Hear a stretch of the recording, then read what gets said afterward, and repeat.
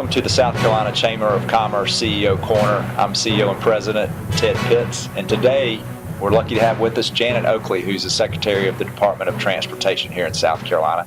Janet, welcome, and tell us a little bit about your background and how you ended up in South Carolina. Thank you, Ted. It's an honor to be here, first of all, and congratulations to you in your new position with the Chamber. We're lucky to have you. I came to South Carolina first in 2011. My husband and I built a house at SCDOT Beach as our retirement home. We were able to speed that move up with Governor Haley's invitation to me to become Secretary of Transportation. I have spent more than 30 years in transportation, and this was an opportunity to have the capstone of my career by leading the Department of Transportation here, a wonderful staff. I've had over 30 years in transportation at the federal, state, and local levels, with the public sector, the private sector, in fact, even the American Trucking Associations, one of your members and partners. So it's an honor to be here. I spent the last 15 years with the American Association of State Highway and Transportation Officials, representing the 50 state departments of transportation. And this is really an opportunity to put all that information and the experience that I've had to use in sort of the capstone of my career. So I'm really looking forward to the next 4 years. Well, good, and welcome, and we are glad to have you, lucky to have you with that background. Talk a little bit about Act 98, which you probably spent most of your initial time trying to get your arms around and help the agency implement. Right. Well, Act 98, as you know, Ted, there's three pieces to that. The first piece was $61 million that enables us to resurface the non-federal aid eligible secondary roads, and the funds that have been made available for that piece will enable us to pave about 270 miles of our non-federal aid eligible secondary roads.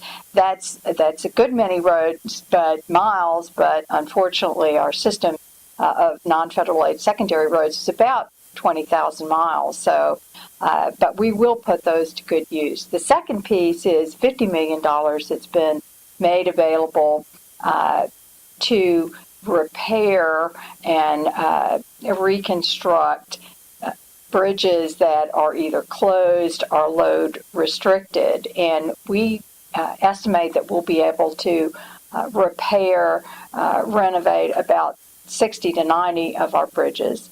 The third piece is $50 million a year, $550 million that will be made available through the State Infrastructure Bank to provide additional capacity on some major interstates. The first being the I-85, 385 interchange in Greenville. There'll be an I-20 widening in Lexington County and I-77 widening in Richland County.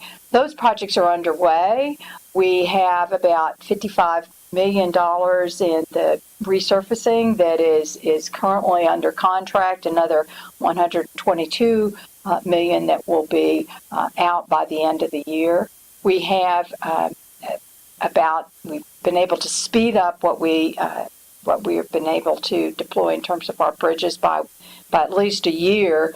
We have 30 or so of those bridges under contract now, half of them, and another half will be under contract by the end of this year. And we are also now have the I-85, 385 project under contract. You'll soon see construction begin on that project, and we're moving rapidly to let contracts on the I-20 and I-77 projects. So we're putting that money, 2013, we're now just at the start of 2015, we're seeing that money moving rapidly and being put to good use. Well, thank you, and I know you've spent your initial time at the agency trying to get your arms around that, and you hope to see additional revenue come so the state can continue to improve its infrastructure. Let's talk a little bit about Act 114. You've seen other states in the way they do things, and about 8 years ago, South Carolina implemented Act 114, and the thing out of that act that's probably talked about the most is the prioritization process. Can you talk briefly about that and how we're doing here in South Carolina? Right. Well, Ted, Act 114, and that really is a tremendous innovation, and I think South Carolina legislature was ahead of their time in recognizing the value of having an objective approach to prioritization.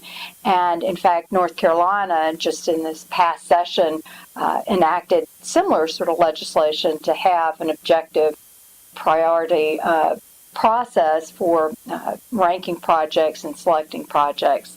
In South Carolina, we have a process that has worked well for almost 8 years, but now it's time to go back, not to change it, but to go back and look at the criteria that was put in place and see whether we need to modernize some of the weightings for the different criteria that the legislature wanted us to consider. We might want to give greater ranking weight, for example, to economic development and to freight, because that is such a big part of our state's growth and is essential to our economic competitiveness.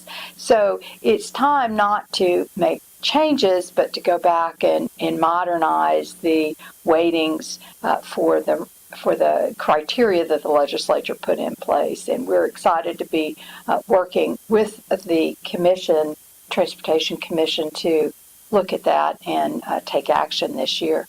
Well, thank you for joining us. And here at the State Chamber, we've identified 2 items in our competitiveness agenda, and one of those is infrastructure reform. And we hope to see a sustainable infrastructure revenue stream come to infrastructure.